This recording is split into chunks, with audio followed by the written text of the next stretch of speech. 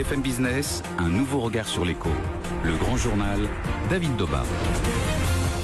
Le grand journal qui accueille autour de sa table donc Vincent Ducret, le cofondateur de Hub Institute. Il aura fallu quasiment 2 ans à Marissa Meyers pour parvenir à redorer un petit peu le blason de Yahoo, en tout cas lui rendre quelques lettres de noblesse. Yahoo qui pour le mois de juillet est passé devant Apple, devant Google du côté des États-Unis en nombre de visiteurs uniques. Alors c'est bien l'univers Yahoo sans Tumblr toutefois. Vous connaissez les médias, Vincent Ducret a tendance à s'emballer pour tout et pour rien. Est-ce que là, du coup, alors oui c'est symbolique, mais est-ce qu'on ne va tout de même pas un peu trop vite en besogne? Effectivement, ce qu'il faut observer, c'est que c'est un fait, clairement, l'Institut Comscore est un institut très sérieux qui n'est pas basé sur le fonctionnement un peu de panel, mais qui est vraiment basé sur la donnée brute. Donc là-dessus, il n'y a vraiment rien à dire. Par contre, effectivement, ce qui est intéressant, c'est de voir un peu comme les chiffres du chômage. Est-ce que c'est sur un mois ou est-ce que c'est sur une durée continue? Donc certains détracteurs disent qu'effectivement, c'est conjoncturel, c'est le mois de juillet, il y a eu beaucoup d'actualités autour de l'entertainment et que effectivement les chiffres du coup ont entraîné une surconsommation sur Yahoo, mais la question c'est est-ce qu'en août ça va être la même chose ou pas? En tout cas, ce qui est sûr, c'est que il y a eu des investissements assez forts qui ont eu lieu sur la création de contenu et aujourd'hui ils semblent un petit peu quand même porter leurs fruits. En tout cas, on peut quand même le constater sur l'audience américaine. On va y revenir à cette création de contenu, mais on sait que Marissa Mayer a ouvert le portefeuille et le carnet de chèques de Yahoo. Elle a acheté à peu près tout ce qui bougeait ces derniers temps. Est-ce que du coup les mauvaises langues ne peuvent pas dire oui c'est facile de gagner de l'audience quand on achète tout ce qui bouge? Alors précision, alors tout d'abord en termes effectivement d'acquisition, il y a une vingtaine d'acquisitions qui ont eu lieu dans l'année. Donc ça c'est effectivement extrêmement intéressant et c'est très dynamique quand même comme démarche. Par contre effectivement ce qu'il faut voir c'est que dans cette étude Comscore ne sont pas intégrés l'audience de Tumblr qui a été racheté par Yahoo un peu plus tôt dans l'année. Donc il reste quand même 19 autres rachats. Exactement. Si on associe l'ensemble des audiences, alors là on aurait quelque chose de vraiment intéressant et Yahoo, on va dire le nouveau Yahoo serait assez loin effectivement de Google. Mais là encore, il faut quand même le dire, on reste sur des audiences américaines et on sait qu'aux États-Unis Yahoo quand même bénéficie d'une image qui est très très forte encore et qui n'est plus forcément aussi forte dans d'autres pays dont l'Europe. Oui, parce qu'en France pour le mois passé, donc Yahoo reste à la 14e position, donc très loin derrière Google. Ça veut dire quoi? Ça veut dire que mine de rien, en France, l'image de Yahoo reste encore celle de l'internet à papa. C'est tout la problématique de celui qui voit le verre à moitié vide ou à moitié plein. Il y en a qui peuvent dire attendons effectivement que cette dynamique mise en place par Marissa Mayer inonde et arrive justement sur les marchés européens, ou il y en a qui pourront dire effectivement que ça va être quand même, il faut le dire, ça va être quand même assez difficile. Il y a quand même des acteurs qui sont maintenant bien implantés en Europe. Il y a, je pense qu'on en parlera tout à l'heure, Twitter qui vient d'annoncer son directeur général France aujourd'hui. Donc aujourd'hui, c'est vrai que le groupe Yahoo au sens global essaye vraiment d'investir les contenus, d'engranger et d'aller chercher cette nouvelle communauté et cette nouvelle génération qui sont la génération Y. Et c'est dans ce contexte-là qu'elle a racheté le site Tumblr. Mais ça va être quand même assez complexe et surtout, à mon avis, ça va être assez long. Donc il faut pas non plus se précipiter. Et c'est pour ça que effectivement, les médias qui s'emballent un petit peu aujourd'hui sur les chiffres de Yahoo, moi je serais quand même un peu plus, on va dire, modéré et je demanderai quand même un peu de temps au temps pour voir ce qui va se passer vraiment sur la durée. Alors on dit, quand je dis on, c'est plutôt vous. Aujourd'hui, ce qui compte quand on est une entreprise notamment, et donc Yahoo, c'est le contenu, mais attention, le contenu de texte, c'est du passé. Aujourd'hui, il faut du contenu vidéo. C'est là-dedans que Yahoo a réussi clairement à marquer des points, dans ce contenu vidéo. Oui, absolument. C'est-à-dire qu'aujourd'hui, on le voit, il y a énormément d'écrans qui sont en concurrence, parfois en consommation associée. Donc vous avez le portable, vous avez la tablette, vous regardez la télé en même temps. Et donc aujourd'hui, on observe que le développement du mobile haut débit et puis des tablettes encourage la consommation vidéo.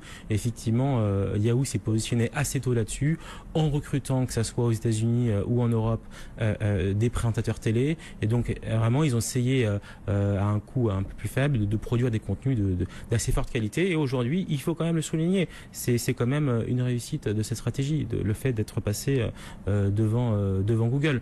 Donc on va le suivre. La vidéo est clairement au centre de toutes les stratégies aujourd'hui, qu'elles soient mobiles, tablettes ou autres. Voilà, je pense que ça va être intéressant. Vous soulevez 2 points qui sont importants là. Le mobile, effectivement, c'est-à-dire qu'aujourd'hui, Yahoo, qu'est-ce que ça représente sur mobile? Pour le coup, moi, j'ai pas la réponse. Vous allez peut-être pouvoir me la donner. Et l'autre problème intéressant, c'est bien beau d'avoir une belle audience un mois en tout cas, mais maintenant il faut la monétiser. Exactement, donc deux choses. Tout d'abord, sur la partie mobile, ce qui est assez intéressant et la démarche que Marisa Mayer a mis en place, c'est aussi de se reconnecter auprès des communautés de développeurs. Et donc elle a organisé un certain nombre de hackathons, donc c'est des choses qui se faisaient plus trop chez Yahoo, alors que c'est des choses qui se font de manière assez naturelle, que ce soit chez Facebook notamment, chez Twitter et chez Microsoft. Et donc là, clairement... Il faut expliquer ce que c'est qu'un hackathon, parce que on parle pas qu'au geek. Voilà, non, un hackathon, c'est l'idée un petit peu de fédérer une communauté de développeurs qui vont, sur une période temporelle donnée, une soirée, un week-end, développer et travailler sur des applications qui vont travailler, qui vont coder en fait, et qui vont essayer de présenter en fin de session un produit utilisable. Et c'est d'ailleurs dans ce contexte qu'est née une application qui est aujourd'hui l'application star sur mobile, l'application météo de Yahoo. Beaucoup d'acteurs font des applications météo, et ben en attendant, l'application aujourd'hui dont tout le monde parle, c'est l'application météo Yahoo. Voilà. Donc c'est assez intéressant de voir qu'il y a à la fois une stratégie de contenu qui a été mise en place assez longue, assez onéreuse avec beaucoup d'investissements, de l'autre des rachats comme Tumblr et d'autres pour aller chercher une nouvelle audience, cette génération Y qui est aujourd'hui très très importante auprès des annonceurs, on va en parler juste après, et enfin des projets un petit peu spot comme ça qui naissent via les hackathons. Spot, c'est d'accord, c'est c'était un terme qui m'échappait. Alors donc le fait de monétiser maintenant cette audience, comment est-ce que Yahoo va s'y prendre? Alors effectivement, aujourd'hui, ce qui est intéressant, c'est de voir deux choses. Est-ce que face effectivement à cette augmentation de trafic, la partie un peu sales publicitaire de Yahoo va en profiter justement pour augmenter en fait le prix de la publicité sur son réseau de pages? Est-ce que l'inventaire du coup va pouvoir se développer? Est-ce que les prix vont augmenter? Donc c'est une question qui est effectivement extrêmement importante pour eux dans le cadre du développement commercial de Yahoo. Et là encore, il n'y a pas d'impact souvent immédiat entre la hausse du trafic et la hausse des revenus publicitaires. Enfin, c'est pas immédiat. C'est pas aussi immédiat que ça. C'est pas aussi immédiat que ça, quoi. Dans un monde qui va pourtant très vite dans ce milieu-là, voilà. Là pour le coup il faut plus de temps. Bah il faut un peu de temps, il faut présenter un petit peu du coup ces chiffres, et puis surtout, comme on l'évoquait en début d'échange, est-ce que c'est juste un fait ou est-ce que c'est vraiment une tendance lourde? C'est ça vraiment l'enjeu. Ouais, et justement c'est bien beau tout ça, mais on imagine que Google ne va pas rester les bras croisés à attendre de voir passer le train. Qu'est-ce que peut faire Google? Bien sûr, donc Google, bah là il y a eu quand même pas mal d'annonces ces derniers temps, donc avec le lancement de Google Music par exemple. Donc là aussi on est sur le jeu de contenu, on va créer, on va dire une consommation, une présence un peu plus longue sur les sites de Google puisqu'on va écouter la musique. Il y a l'offre Google Play, donc la marketplace de contenu et d'entertainment de Google qui fonctionne très bien. Donc Google n'est pas en reste, ils sont extrêmement dynamiques là-dessus. Il y a énormément de services qui ont été lancés. Il y a aussi toute une stratégie publicitaire assez innovante qui est mise en place chez eux et qui va justement accompagner la vidéo, le développement du mobile. Donc je pense que ces 400 acteurs, c'est-à-dire Yahoo, Google, Microsoft et Twitter, ça va être une compétition qui va être extrêmement intéressante à suivre sur les prochains mois. Marisa Mayer connaît bien Google, évidemment, il a passé quelques années de sa vie, si je ne me trompe pas. Qu'est-ce qu'elle a amené de chez Google à Yahoo? Moi, je pense qu'elle a amené d'abord une culture. Cette culture, c'est cette logique d'abord de se remettre en cause, de jamais se dire on est arrivé, on n'est jamais arrivé. Et donc ce qui est intéressant en fait dans la culture Google, c'est j'ai une idée, je vais essayer de la défendre en interne, et puis si ça marche, rentrer dans une logique de test, et puis après voir comment le marché réagit. Et c'est ce qui a fait le succès de Google, c'est-à-dire ils ont quand même lancé beaucoup de produits ces dernières années, et puis ils ont de manière complètement transparente arrêté certains produits, au contraire renforcé d'autres produits. Dernièrement sur Google+, ils ont vu qu'il y avait une forte activité sur Hangout, ils ont développé cette technologie de vidéo gratuite où on peut être jusqu'à 10 à discuter en vidéo en même temps. Et donc voilà, il faut être alerte, il faut être agile, et c'est ça les clés de succès, et c'est ce que Marisa Mayer essaie de mettre en place chez Yahoo. Alors Vincent Ducret, vous restez avec nous parce que vous avez notamment pu rentrer un peu dans l'envers du décor de Yahoo. Vous avez rencontré, je crois, la dire comme monde de Yahoo. Vous avez un peu mieux compris aussi les méthodes de management de Marisa Mayer. On en parle dans un instant. Auparavant, on marque une petite pause sur BFM Business. Le grand journal avec Vincent Ducret, le cofondateur donc du Hub Institute. Juste un mot parce que tout le monde ne connaît pas le Hub Institute. C'est quoi? C'est une sorte de think tank de l'économie numérique, c'est ça? Oui, effectivement. Donc on réalise un certain nombre d'études de manière annuelle. On publie des ouvrages.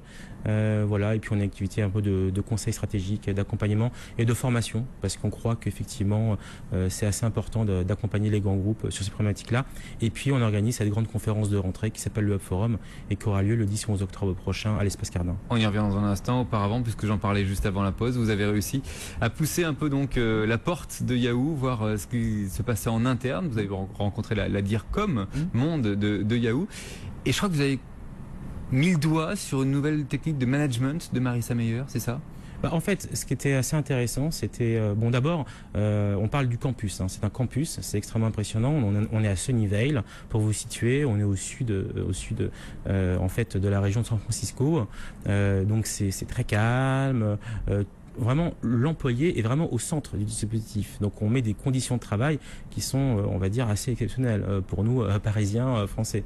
Et donc, en fait, effectivement, là, vraiment, des bureaux assez spacieux, assez ouverts. Et puis, une génération, effectivement, d'employés. Donc, certains sont là depuis assez longtemps. Toute une nouvelle génération de collaborateurs qui arrivent. Un signe assez fort de Marissa Mayer qu'elle a donné lors du rachat de Tumblr en disant qu'elle allait aussi s'investir sur New York. Donc, une vision plus globale, on va dire, du développement commercial, du développement, on va dire, technologique de Yahoo. Et effectivement, on m'a expliqué qu'elle avait effectivement visité la plupart des bureaux de Yahoo dans le monde. Et qu'elle avait, dans le monde, dans le monde, voilà, et qu'elle avait effectivement conversé en direct avec les collaborateurs et qu'elle avait montré une vraie disponibilité pour pouvoir leur dire, écoutez, si vous avez quoi que ce soit, voici mon mail, n'hésitez pas à échanger avec moi. Et donc c'est vraiment une manière assez transparente et je trouve ça assez fort de sa part de montrer vraiment un dévouement très très fort au sein de l'entreprise. Voilà. Après, comme vous évoquez la question côté Google, elle a mis en place effectivement le système du buffet, voilà, donc différentes manières de vraiment essayer d'accompagner, on va dire, le collaborateur en interne et de faire en sorte qu'il soit heureux et qu'il soit bien au quotidien dans l'entreprise. Donc tous les collaborateurs monde ont l'email perso de Marissa Mayer, ce qui est quand même pas mal dans son carnet d'adresse. Bon, alors il n'y a pas que Yahoo dans le monde non plus, il y a aussi Twitter, c'est l'autre info du jour, Twitter qui, après 2 ans de recherche, a finalement trouvé donc son directeur général France, en la personne d'Olivier Gonzalez. Ça n'aura pas été une mince affaire. Qu'est-ce que ça va changer concrètement ? Écoutez, déjà, je pense que c'est un signe assez fort. On l'a vu dans les mois précédents, donc avec la nomination de Laurent Soli à la tête de Facebook France. Donc, on a vraiment aujourd'hui des profils seniors, des profils vraiment qui sont en relation directe avec les grandes marques, les groupes, les différents médias. Aujourd'hui, ces plateformes Facebook ou Twitter se sont vraiment seniorisées. Je pense que c'est assez intéressant à observer. Le profil des premiers employés de ces plateformes par rapport au profil aujourd'hui des nouveaux dirigeants, en tout cas en Europe, est vraiment différent. Et donc, M. Gonzalez qui arrive effectivement lui-même d'une plateforme et d'une régie. iMedia. Voilà, donc il est là vraiment pour évangéliser la partie business de Twitter, vraiment la partie développement commercial. Oui, quand on lit son titre, d'ailleurs, c'est pas directeur général, c'est un peu plus compliqué, avec notamment en charge donc tout le côté vente d'espace de Twitter. Il faut rappeler la manière dont sont structurés ce type de société, que ce soit Facebook, Google ou Twitter. Donc vous avez donc une grosse partie qui est vraiment dédiée au partenariat, aux échanges, à la relation avec les développeurs, la partie ce qu'on appelle un peu plateforme, les partnerships. Et puis de l'autre côté, la partie vraiment sales, qui est là pour développer, on va dire, la plateforme, la partie publicitaire en fait. Voilà. Et donc lui, la partie plutôt à cette communauté-là. Ce qui est surprenant, c'est que cette nomination, elle intervient alors que Cathy Stanton a pris son poste il y a quelques semaines. Cathy Stanton qui est donc en charge de l'activité internationale de Twitter, justement à Paris. Alors effectivement, je pense qu'il faut décorréler un petit peu les deux. Il y a d'un côté une stratégie côté Twitter Inc. Effectivement d'avoir encouragé donc 3 top management de partir de Californie et de s'installer. Donc il y en a un à Hong Kong, un au Brésil et puis Cathy Stanton, vous l'avez évoqué, à Paris. Et puis de l'autre côté, effectivement, cette recherche de profil, je pense qu'effectivement vous l'avez noté, a duré depuis un certain temps et qui vient aujourd'hui trouver un dénouement avec ce profil donc plutôt bizdev régie, quoi. Voilà. Donc c'est assez intéressant. Alors, il y a 2 ans, vous avez publié chez Erol le guide de l'influence. L'idée, c'est donc de donner des messages clairs, donner une méthode pour que les messages soient diffusés, soient repris le plus rapidement possible, notamment à des entreprises. On est dans un milieu où tout va très très vite. Est-ce qu'en 2 ans, votre méthode a changé ? Est-ce qu'en 2 ans, cette méthode a évolué ? Absolument. D'abord, la méthode a évolué. Le cycle de vie de l'information a aussi été assez fortement bouleversé. Et donc, c'est vrai que je travaille travaille actuellement, on va dire, sur une mise à jour de l'ouvrage. Aujourd'hui, cette méthode est plus valable? Si, parce qu'en fait, les points de contact sont les mêmes, qu'ils soient online ou offline, mais par contre, la vitesse est différente. Et on va dire, l'effet un petit peu domino que j'avais observé en 2010 a été assez fortement bouleversé par l'émergence, effectivement, des plateformes de type Twitter et autres. Aujourd'hui, l'information, on va dire, elle est social media first, avant de se retrouver, effectivement, sur les sites d'information. Il n'y a plus de monopole des agences de presse, effectivement. Il y a énormément d'informations brutes qui naissent un peu partout et qui peuvent être après reprises, effectivement, par des relais, par des médias traditionnels. Donc, ça s'est complexifié. Le nombre d'acteurs s'est assez fortement multiplié. Et donc, il est d'autant plus intéressant pour un think tank comme le Hub Institute de travailler sur, en gros, ces nouveaux relais d'information et d'aller essayer de décrypter un petit peu les chemins de succès pour rendre une marque, une entreprise ou un acteur influent. Aujourd'hui, les marques, les entreprises, les acteurs ont encore besoin d'être épaulés. C'est ça qui peut paraître surprenant?